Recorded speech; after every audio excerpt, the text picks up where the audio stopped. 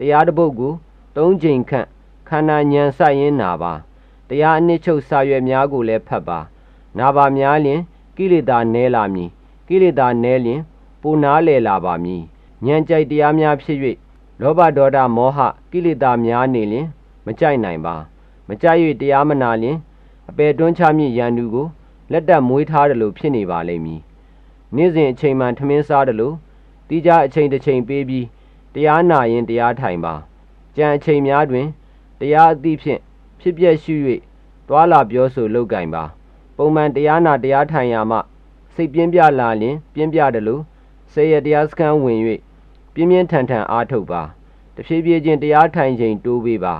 အကျင့်မြဲလာသည်နှင့်အမျှတဏမာနဒိဋ္ဌိငါဇွဲနဲလာမည်အဖော်မလိုပဲတရားချမ်းသာနှင့်နေတတ်လာမည်မကြောက်မရွံ့ပဲတရားအသည့်နှင့်သေတတ်လာပါမည်ထိုများနှင့်ကျေနပ်အားရမနေပါနှင့်မလျှော်တမ်းဆက်လုပ်သွားပါများရမှနဲလာသောကိလေသာသည်နဲပါများလျင်ပျောက်ရန်တာရှိပါသည်အနုတ္တယကိလေသာအပူဓာတ်လုံးဝပျောက်သွားသောတနေ့တွင်အပူအပင်ကင်းမဲ့စွာဖြင့်နိဗ္ဗာန်အငြိမ့်ဓာတ်နှင့်အမြဲနေုံတာဖြစ်ပါသည်3အဝိဇ္ဇာမှဝိဇ္ဇာတို့တရားလူတော်လုပ်ငန်း၏အဓိကရည်ရွယ်ချက်မှန်ကန်သောတစ္ဆာစကားဗုဒ္ဓဘာသာ၏အနှစ်သာရနှင့်ချမ်းသာအစစ်ဖြစ်သောနိဗ္ဗာန်ခရီးအတွက်ရှင်းလင်းလွယ်ကူသော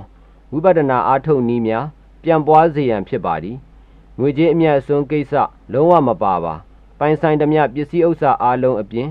အချိန်စေတနာနှင့်လှုပ်အားကိုပါတရားတော်အတွက်အပြည့်အဝပေးလူပြီးလောက်ကင်ခြင်းဖြစ်ပါသည်